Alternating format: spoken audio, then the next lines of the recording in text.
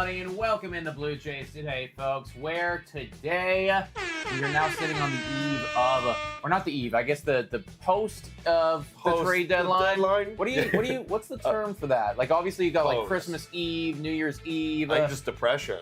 Right. That's fair. That's fair, guys. We're after the trade deadline right now. Now we just have 2 months of baseball to get through to really just watch and evaluate these Toronto Blue Jays, like the youth that's on this team right now, some of the prospects, like see some of those guys in action. Bloss, what does he have to offer? Will he be up with this team soon, throwing some innings? So, I mean, that's kind of the motive right now. However, while that trade deadline was going on, there were so many reports coming out about who are selling, who are moving, XYZ. But there was some other stuff that came out that kind of flew under the radar that we're going to get into today. Some news with Danny Jansen, some stuff going on with Yusei Kikuchi, and then actually a recent roster move by the Toronto Blue Jays, signing somebody, picking them up off of waivers, bringing them in at a position of need. So we got that to talk about, as well as, of course, the upcoming series, the Blue Jays as a whole. Lots to get into.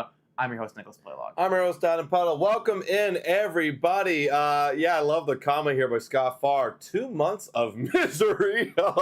Hey, listen, we have a lot of work to do, okay? So let's put on our big boy hardware hats and let's get to effing work, guys, because we got to figure out who are the dudes that are going to be doing it for the Jays and who's the dude that's going to be running this team in the general manager position. I feel like those two conversations are going to be the most hottest conversations, not only in the next 2 months, but I think until literally next spring. Well, I would argue that at this point right now, because it's always, what are you looking forward to next, right? This is how we operate as human beings. At least I operate anyways. It's like, what am I looking forward to? What's the light at the end of the tunnel? What are we building towards? And I feel like for the Toronto Blue Jays, yes, of course, I'm looking forward to the next season and hopefully we'll be better and blah, blah, blah. But it really does feel like that light at the end of the tunnel is the firing of Ross Atkins, moving on from that general manager position and bringing in somebody else with a different voice. Agreed. We heard recently about the whole Danny Jansen situation that happened. And we've been very outspoken on this channel, on this podcast, about how we believe that was mismanaged. At the end of the day, you trade away Gabriel Moreno, you make your decision. Now you got Danny, now you got Kirk. These are the guys that you're rocking and rolling with. And then to, a year after trading away Gabriel Moreno, lose out on Danny Jansen, one of the longest tenured Blue Jays for a very long time. That just felt like a complete misfire. And we've heard recently that, I guess, kind of confirming our already pre-existing bias, it was a misfire, and this was just months in the making, man. Yeah, it was. We thought that this offseason, or the past one, and before this season, we thought, hey, we got to sign Danny Jansen. I think we've probably made multiple podcasts on why they need to sign and extend Danny Jansen, right? Because, again, like you mentioned, no Gabriel Moreno. Kirk doesn't look like the dude. Clearly, this is the guy, especially because at that time, we wanted to compete in 2025 and 2026. So who's going to manage this pitching staff?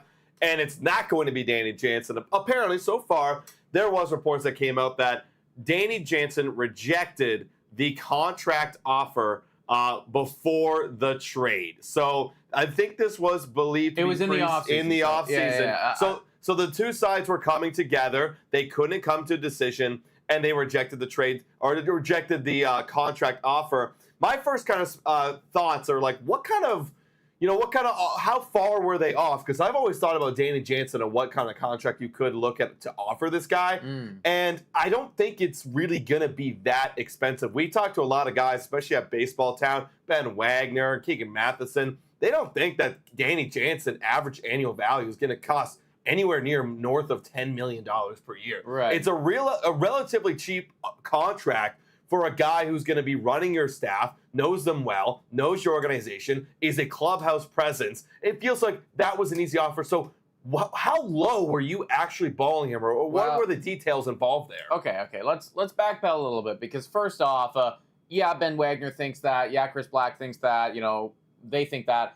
Doesn't matter what they think. It matters what Danny Jansen thinks. If he thinks that he's a $20 million guy, then there's nothing that you can do about it. Look, right? if Danny thinks he's a $20 million guy, yeah, let him go. Exactly, right? And again, we don't know that. We don't have that insider information for what Danny Jansen's thinking, so we can only just speculate. Now, I do think that Danny is a reasonable dude. I don't think that he's that wild with it, but I also heard from Ben and a lot of these other guys, and I agree with this.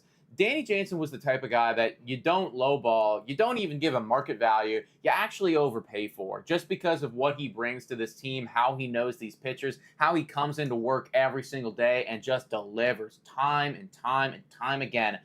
And even though this season wasn't the sexiest from him by any stretch of the imagination, he's probably losing a lot of value based on this season. I still would love to have him on this team long term. I'd still love to have that extension locked in. So for me, to see that this is, again, another guy where feels like you want to build around, feels like you want to have here long term, and you don't get the deal done, I do think that is just, again, a mismanagement from Ross Atkins, because there's a couple guys on this team, on this roster where, all right, it's going to be difficult. You're going to have to negotiate with them, but you find a way. And, a good GM would find a way to get it done. A good GM probably already has Guerrero extended at this point. Already has it done. Right? So that's, again, just another knock, in my opinion, to Ross Atkins and this whole catching situation. Danny Jansen and Gabriel and Alejandro Kirk now. It's like, I really think that we just fumbled the bag on it. We fumbled the bag hard. I'll be very, very, very blunt. I don't think he has an idea what he's doing. He doesn't have an idea what he's doing. So I look back at the history of Ross Atkins with the Toronto Blue Jays and look at what extensions he actually did make with guys on the team. He's made two. Randall Grichuk for $50 million for 5 years. Randall Grichuk was a literal nobody. He comes over to Toronto, and we have all the payroll in the world, so you have the most flexibility in the world to get it done. Great. And then you go and extend Jose Berrios, number 2. That was a great deal. I like that deal. I think that was a very smart, clever deal. It was good, and I think the structure, as it gets a little bit more expensive as you go on, very great for a window now. But that's it. Every other guy, we have not had any conversations on an extension. Now, I never thought Marcus Semien was going to get one because he was probably asking out of the ass. He got $175 million for 25 years. Yeah, it's a lot of money. But did we offer that guy extension? No. Matt Chapman, we tried to offer him something. I guess he turned it down. And then you have the whole Vladimir Guerrero Jr. thing that hasn't happened yet at all.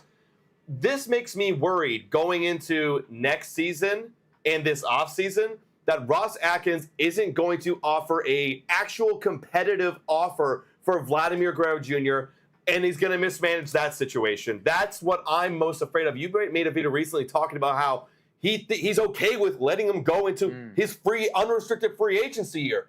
Are you crazy? I don't want that GM running this team, letting Vladimir Guerrero Jr. go and touch and smell free agency. That would be extremely mismanaged. Yeah, for sure. I mean, I do want to make a quick shout out here to Ari saying that, respectfully, Adam, he did bring in a whole new rotation, so he does know what he's doing, and I think that is a take. Do you have anything to say back to that? I mean, they had a great rotation last year. This rotation this year has been awful. Sure, okay. I mean, he had one good year, and that was it. Yeah, but I mean, we still like Chris Bassett. We still like those signings. I like the signings, for sure. But those weren't, those weren't extensions. I'm talking about extensions, right? Those are free agent signings. And look, I love all the free agent signings leading up to this point. But now we're at a point where it's starting to look like bad signings at the end of their contracts. Yeah. Again, I am holding out hope for Gausman and Bassett and stuff. I think that and Berrios too. Like I still think that those are solid guys, and I'm happy that we have them on the team. I think that Ross Atkins has the potential to, again, if he is the guy, and I really hope that he isn't, but he's got the potential to fix this catching situation in this offseason. If you go out and, because again, okay, fine, you're not going to extend Danny Jansen. All right, well, then you better go out and you better sign somebody even better than that. You know what I mean? Or you better get somebody of at least equivalent value who is going to do, what it is, right? So he's got the potential to fix that situation. Yeah. Sorry, it's my computer. I can't type numbers anymore. I realized, or else it changes. Either way, to finish my thought there, I disagree with the way that the Danny Jansen situation was handled. I mean, I guess it's something to note that they were at least having the conversations. I guess it'd be even worse to hear that they didn't have any conversations at all with Danny Jansen. But I do think it could have been handled a lot better. To your point about the Vladimir Guerrero Jr. stuff and what's going on there, I'm not as concerned about the Danny Jansen and how that was handled doesn't, I guess, directly concern me with Guerrero just because there's so many different, there's such different guys. What does worry me is the way that Ross Atkins has been speaking about it recently. He actually came out just before the trade deadline, and he said that getting an extension done with Bo and or Vlad, and Bo's situation is very different, but Vlad, in my opinion, is very simple. Getting an extension done with those guys in this offseason is going to be really hard.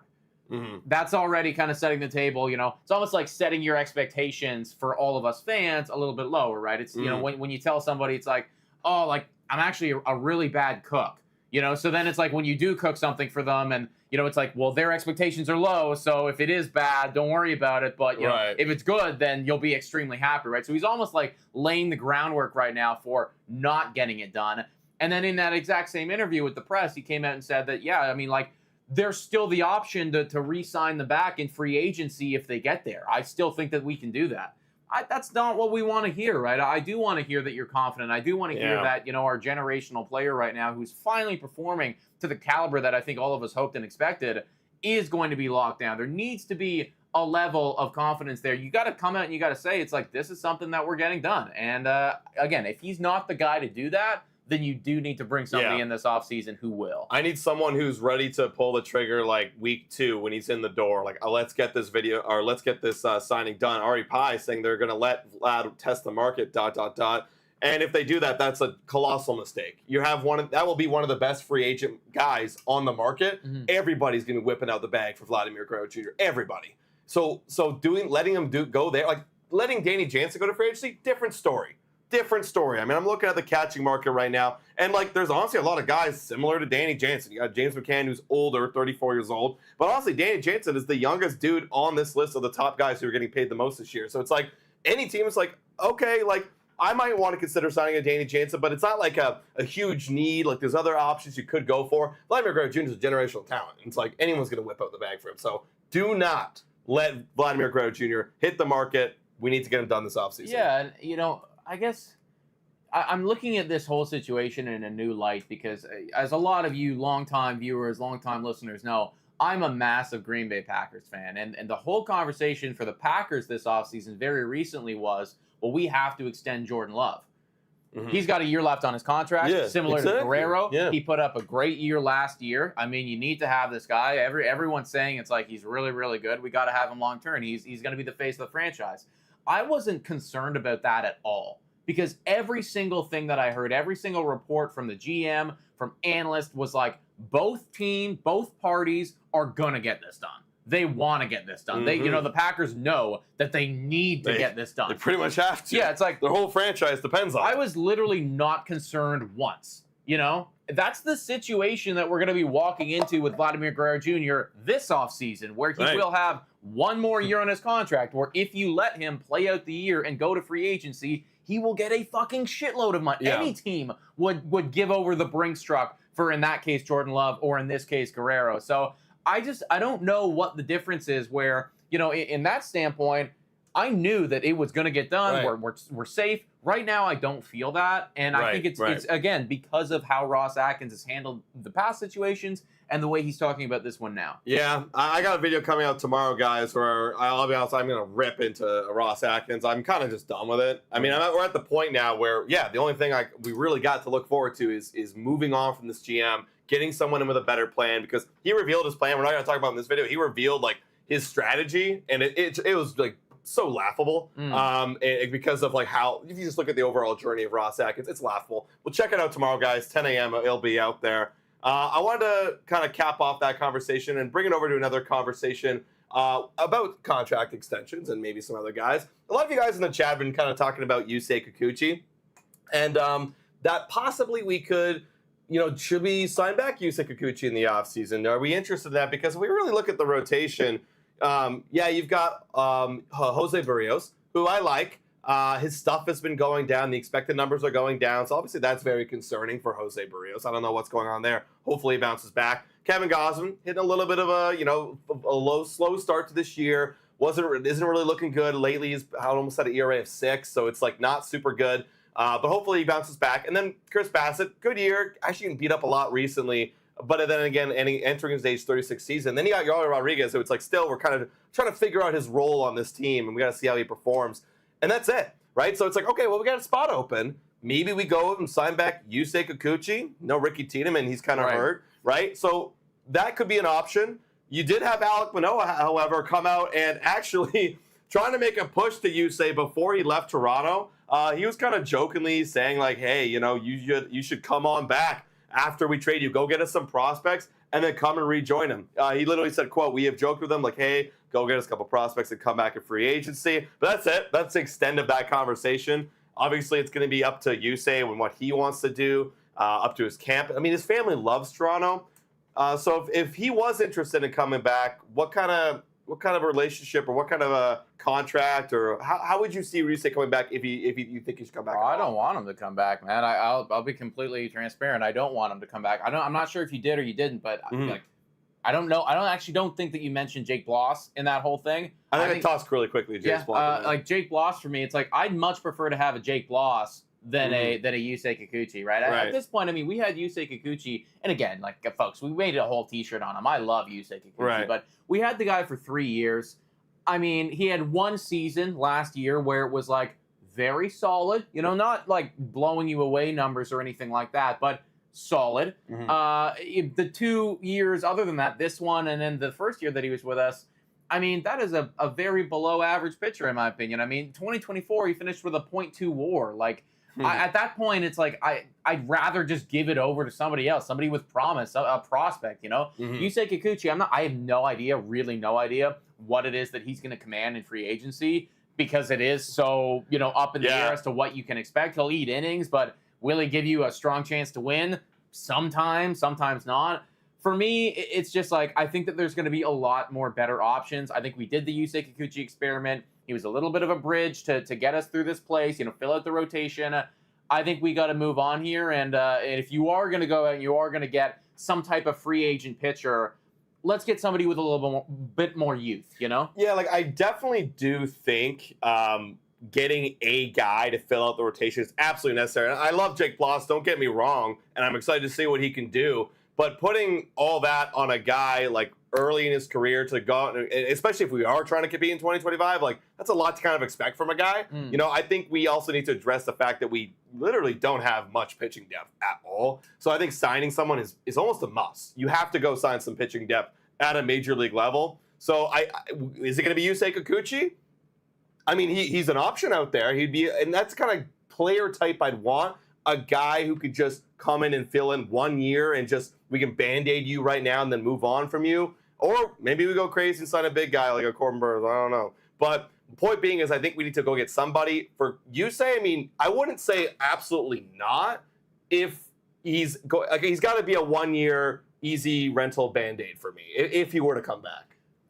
I hear you. I guess it really all depends, like how serious are we committing to this whole competitive thing, right? Because I mean, like I could tell you right now what we will get out of Yusei Kikuchi because we literally saw it this year. If we're trying to get competitive in 2025, I can assure you the way not to do it is just to bring back everyone from 2024 and run it back. Fair enough. Because clearly this thing did not work. We tried to do it with Kevin Kiermaier and he fell off. And it just didn't work, right? So I hear you. If it's just, you know what, folks, fuck it.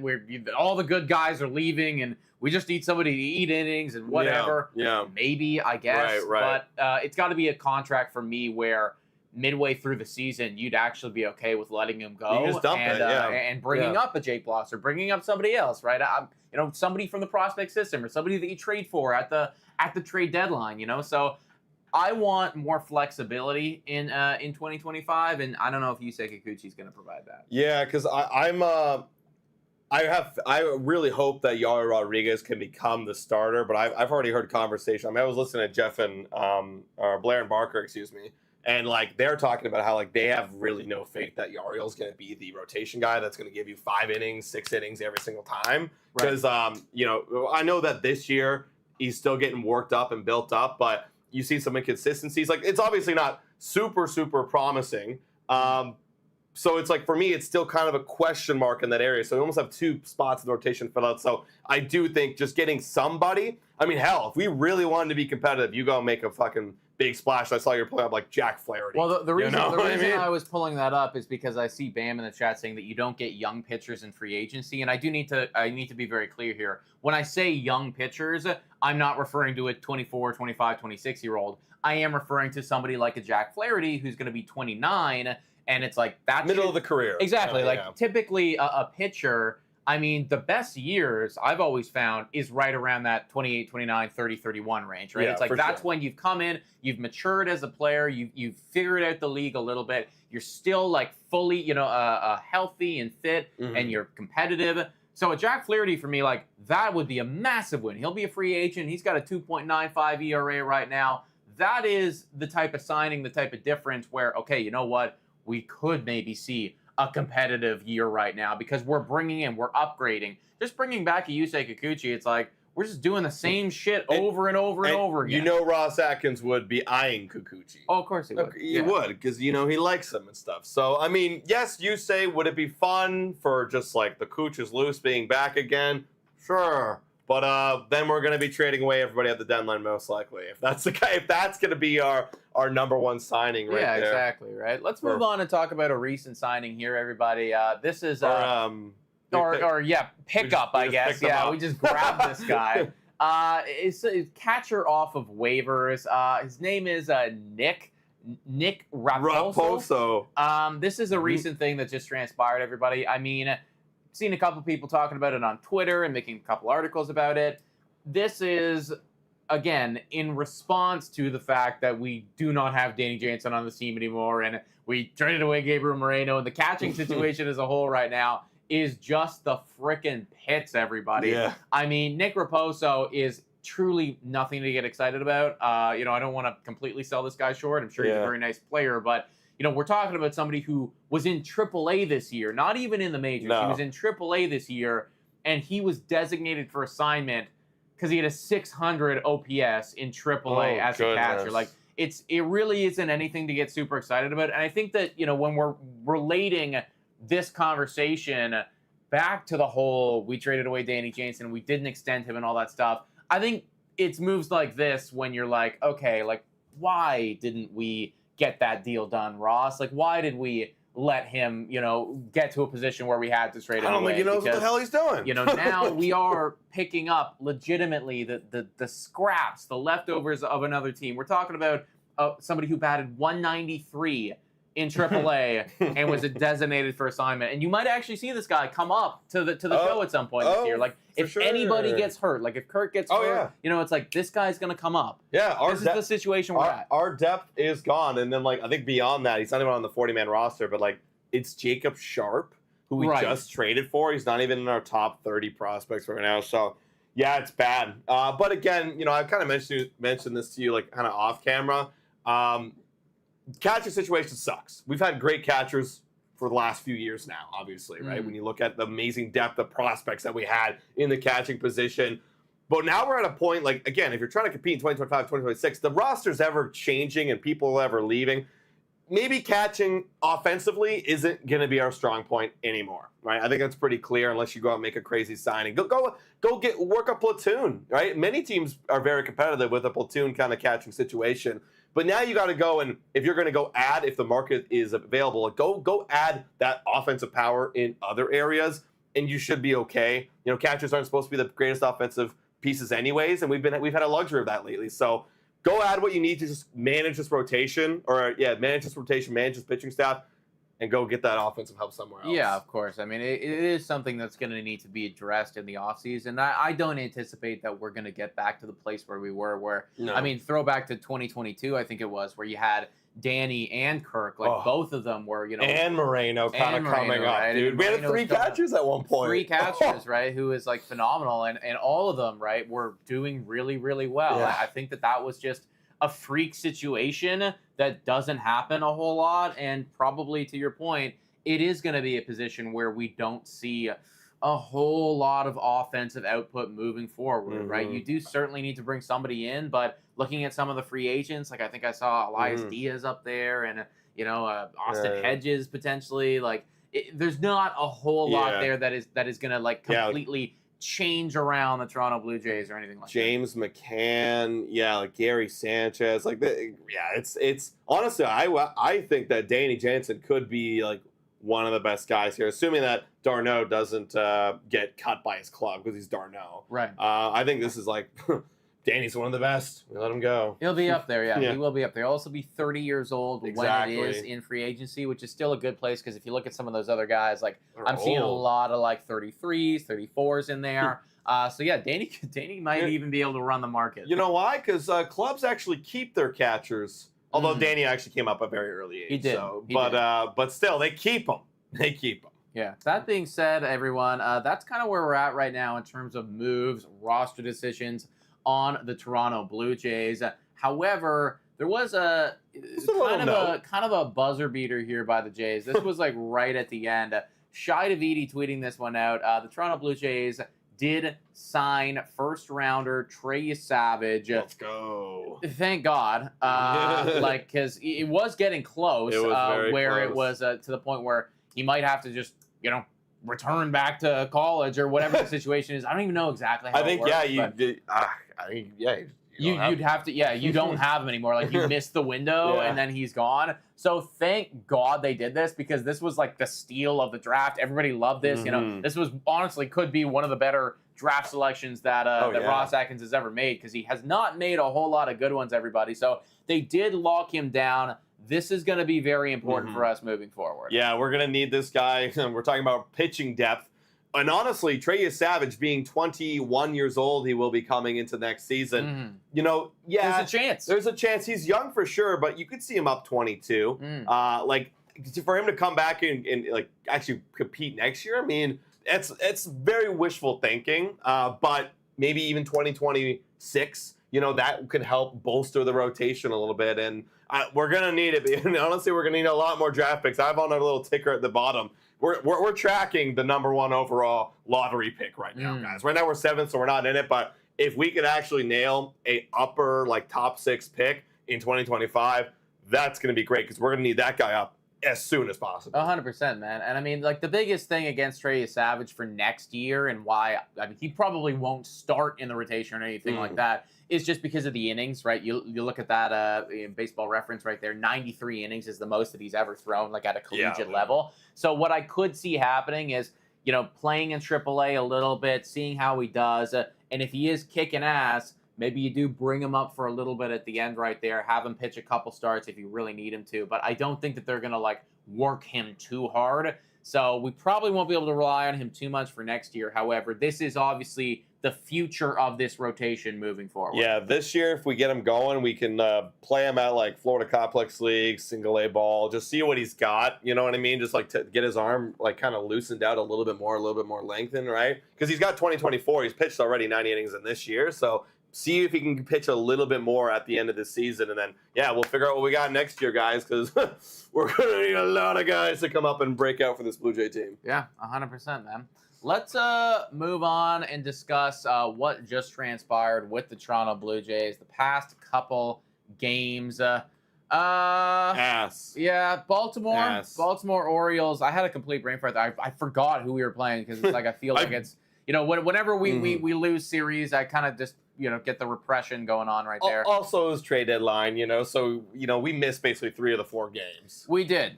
Probably a good thing that we did as well. Yeah, I mean, this is actually exactly how we predicted it, folks.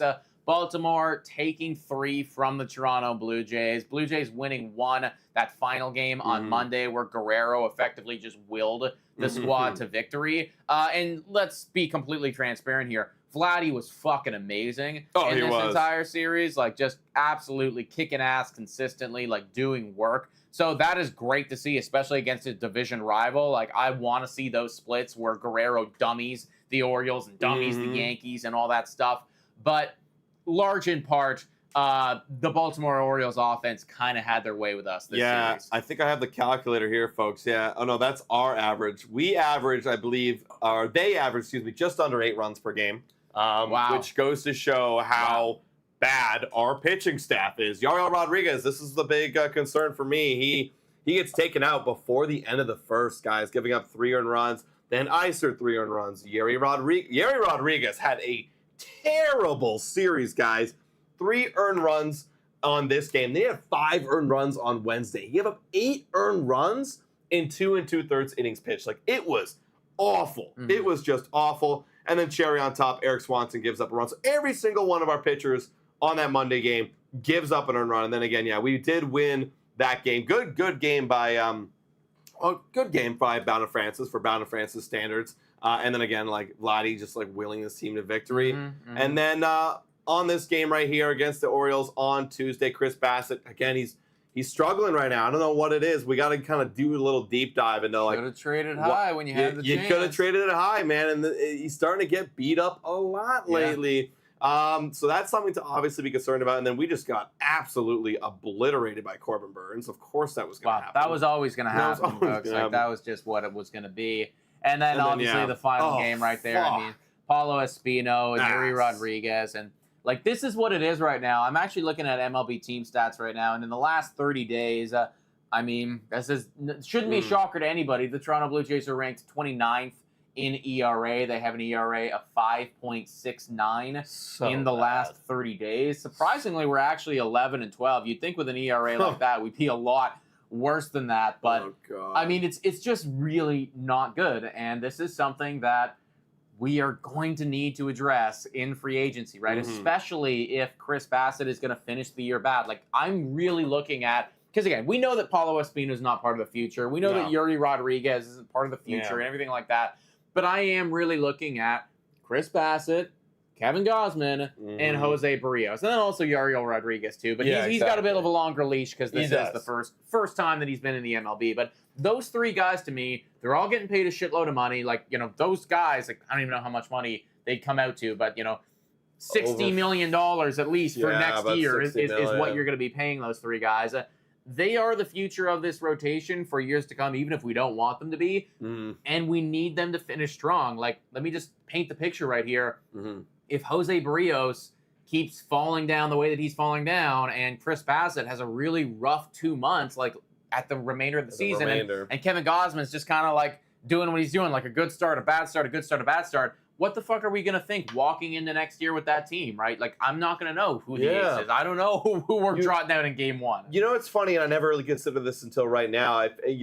We have been performing a lot worse leading up to the trade deadline, and depending on how they perform in the second half when the games do not matter, is going to show a lot about the character of these players, the quality of these players, because going into next year, there's going to be very low expectations. You're not going to be hungry and aggressive for contending. Maybe I'm wrong, but you have to be able to perform when no one's expecting you to perform. And like some players operate differently. Where Bassett's a dog, he's out there to try and win. But if the games don't matter and we traded all our guys, and it feels like he's been banging his head against the wall all season, like is he gonna just have a little bit of a mental lapse of focus and like not really be as precise? I'm just wondering right now. I'm just speculating. I want to see how they do down the stretch in these non-meaningful games. Yeah, and it is really important for how we address the offseason and how we address this, like all of those signings and free agency and everything like that. If you finish the season and our 3 top-paid pitchers all have an ERA of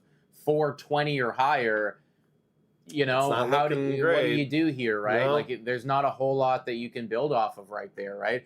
I see Sophie saying, is it possible that Bassett requests a trade? That was something that we were speculating on prior to the trade deadline. I was thinking to myself, you know what? Considering how old he is right now, considering he is, and at that point he was playing like better than everybody else, I was thinking, you know what, man? Like, it might not be a bad option for him to request a trade and say, I want to go somewhere else. And I really wouldn't blame him based on the state of the team where he is in his career. Yeah. He didn't do that.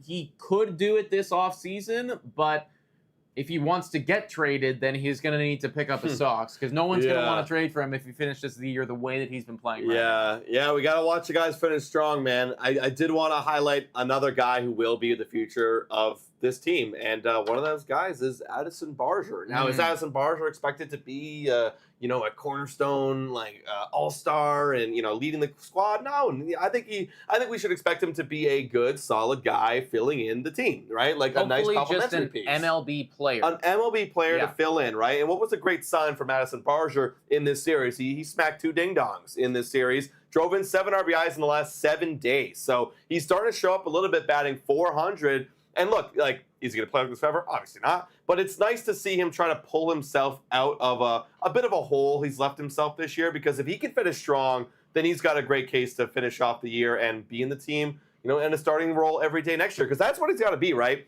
We got to think about, who is absolutely locked in on this team moving forward, right? Just thinking about the diamond right now, you got Vladimir Guerrero Jr., absolutely locked in. George Springer's going to be locked in. Unfortunately, he is here. Dalton Varsho is going to be locked in. Bo Bichette's going to be locked in, assuming we don't trade him. And then Kirk or whatever catcher is going to be locked in as well. Kirk will still be there. Right? And then the only other guy I'd probably still say is probably a lock at this point is Spencer Horwitz over at second base.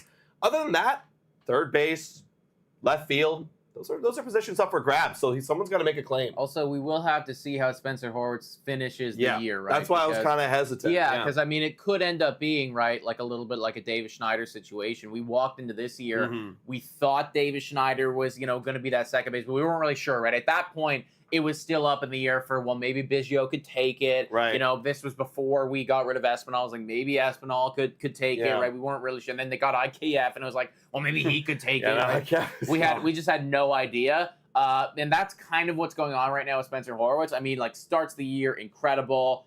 Now, the last month of baseball has not been the best for him. He's definitely falling off a little. The numbers are starting to diminish. He's batting 180s. It's the last 30 days? Last 15. Last 15 Since the All-Star break. He's batting 180. So it does feel like people are starting to make an adjustment towards him. Can you do what David Schneider at this point hasn't really been capable of doing and adjust again and then show that you do belong at this level and then lock yourself in for that second base bag for next year? Yeah. And I see Sophie in the chat saying low Perfito, question mark. Well, okay, I've separated myself from the trade deadline. It's been a couple days, and I can kind of actually evaluate a player. Look, I look at low Perfito like I look at all these Buffalo guys, right? Like a guy who wasn't really highly touted, but has been very good in AAA. Now let's see what they can do at the big league level. And looking at what he's done in the big league level, it's like, this isn't a locked-in guy just yet. No. He's got all the opportunities in the world, just like all these other guys. So he's not a for sure lock. So someone's got to break out and grab it. And if they don't, that's when in the offseason you go and you make some moves. Yeah, I'd argue that, right now, probably only half the lineup you can safely say, for next year, right? There's an entire 5 or 4 guys that should be playing every day that we still don't really know. We have ideas, right? Yeah. Schneider could be there and Horwitz could be there and maybe Barger, maybe a Loperfido. They could be there. I don't know other than that. We got rid of IKF, right? That was our only locked-in guy. He would have been a locked-in guy, and he's gone now. So at this point, there really is a lot of open spots. And if you are a Buffalo guy, if you are one of these young dudes, this is now your time to shine. You're talking about how some of these veterans are going to play in the games that don't matter. Well, for somebody like an Addison Barger, this is actually like a fucking World Series. This is the next 2 months of baseball will determine where you are going to start next year. Is it going to be in AAA again, or is it going to be up in the show? Right? So I could see a lot of these younger players, depending on how they perform under pressure, really putting up in the next couple months if they do want to earn their spot for next year. Yeah, absolutely agree. Why don't we take a moment now and let's transition and talk about the series upcoming. What's funny? I didn't even know who the hell we were playing today. Right. I've been so out of it. Trade deadline. You guys know it's been busy over here at Blue Jays today. Up until the trade deadline, I was looking at every series, breaking it down. Okay, well, who do we got to beat? And now I'm like, I don't even care who we play. Wow. But we are playing the New York Yankees for the last time this year. Hey, wow, it's the last time. I didn't know already. That. I know already. Wow, so we've had a lot with them so far. We have. This will be in the Bronx. I think they've been over to Toronto. Do you know what the twice. record is? The head-to-head record? Good question. I'm assuming we're losing. I know we beat one. I thought we beat one series. Someone in the chat let us know. I thought we beat one series early, like in April. Right. But then I don't think we've won one since. You can find it. Yeah, go look for it. But the New York Yankees, while you're looking for that, just breaking down what they've been doing lately, they've actually been starting to cook a little bit, right? They They had the pretty decent trade deadline. They got Jazz Chisholm Jr., which we're going to see tonight, which will be pretty exciting, actually. A lot of exciting kind of new pieces to watch in this one, folks. By the way, guys, we're going to be live tonight. We're back. It's been a week. Trade deadline's gone. Time to watch the future of this team. We're going to be live at 7 o'clock watching the game. 5-game win streak they're on right now. The offense is starting to cook. Let's see what the pitching does and all the pitching matchups. Do you got it right here? I haven't found it yet, no. No worries. All right. Well, let's break down the first game, everybody. First game, you've got Kevin Gausman. Shout out to Sophie in the chat right now. I bet she's excited to see Kevin Gausman on the bump up against Marcus Stroman. This one might be a lot closer than we imagined, guys, because Kevin Gausman, he's got a 5.04 ERA in the last 7, but Stroman, I have him on my fantasy team. He's not been that good lately. He's got a 5.56 ERA with a whip of 1.62. But it is a different atmosphere. You're in the Bronx. Stroman up against the Blue Jays, former team, division rivals. What are we going to get in this one, folks? Have we ever been hitting Stroman that well? Yes and no, not really. Kind of small sample sizes, guys. But Gausman against the Yankees, he actually gets hit pretty hard. Soto, oh my God, Soto has a 5.38 batting average against him. Stanton's back. He's got a 3.68. Judge, oh, holy moly. I did read something that these guys do like to beat up on Gausman. So what are you thinking for this one? Well, I'll be honest. I'm probably going to be a loss here. Yeah. But just to tell everybody, right now on the season, 10 games played. Okay. We're actually 5-5. The New York Yankees. We're 5-5 right now. This is the World Series. Yeah, right? I mean, they haven't, Okay. like if we can beat the New York Yankees in this series, then at the very least, we can just hold on to the fact that we beat the them. 2024 Toronto Blue Jays finished like head-to-head better than the New York Yankees. Hell yeah. I mean, at that point, right, because we're probably going to hear all this fucking shit talk from New York Yankees fans on Twitter and social media and whatever during the offseason. That's just the way that they are. But if we actually can win 2 games here and lose 1, then they can't say anything to us. That's right. They can't say anything to us. Unless, of course, they go on and win the World Series. Oh, you think we're shit? Well, you then lost to a shit team. Yeah, exactly, right? So you know what? This one for me is kind of an important series. It is. Well, with that being said, guys, let's give a quick shout out to the sponsor of this live live Blue Jays Today show. Whoa, time for your daily Betway breather. A quick reminder that the best place to bet is on Betway. Must be 19 years of age or older to play. In collaboration with iGaming Ontario, please bet responsibly. Now, back to the content. Shout out to Betway, guys. If you're sports bettors, go check out Betway. I'll be honest, I am a sports bettor, and I check out Betway, and sometimes they've got better lines than usual. Real quick before I reveal why I'm betting on this game, Justin in here saying, why do you guys look so sad this season? Well, buddy, I mean, if you've been following the Blue Jays, I think you know why, and I think you would understand why, because I'm literally going to be betting against the Blue Jays today. 171 for them to win the Yankees. Now, this is win, draw, win, so if they go into extras, you don't actually win anything. So if you want to bet on extras, you can. It's a pretty good return. But Yankees, we're in the Bronx. I feel like we're going to get a little bit of dummying going on. We're going to get dummy. They got a juicy lineup right now, and I think they're going to take it from us. Probably so, man. Again, and Stroman has been a bit better this year than Kevin Gausman. But again, we are looking for those pitchers in Gausman and Barrios and Bassett to turn it around. If you can dummy the New York Yankees lineup, that would be a really nice start. Moving on to game 2 right here, you're going to have Carlos Rodon going up against Jose Barrios. Okay. Now, Barrios' season-long ERA looks phenomenal. In the last 30 days or so, I can tell you that it hasn't been great. Last 15 days, it's at a 5.17. Or 15 games. 50 games, excuse me. 5.17. So he is certainly falling off quite a bit and just kind of continues to get worse. And I think the opposite can be said for Carlos Rodon. I can't be sure, but I do think that he is starting to get a little bit better as the season goes on. I get a couple good games. I thought he had a couple good games recently, actually. I think he had a couple good games. Yeah, it's been better, actually. Last 3, he's only given up no more than 2. Right. So that's been a lot. And he was up against Baltimore, Tampa Bay, and Boston. Okay. Pretty good offenses. I mean, Tampa Bay, you could probably argue, but that's some pretty good offenses. So in this one, see, Lemekina, I think I'm going to lose this one, too. Sophie's saying that Barrios is kind of meh against the Yankees, but George owns Rodon. Interesting. Let's see the Does George own matchup Rodon? of George Springer. 250 batting average. Has 2 homers. 918 OPS. Yeah, He's yeah. kind of owning. Okay. Guerrero does really well against him too. That's Okay. 556.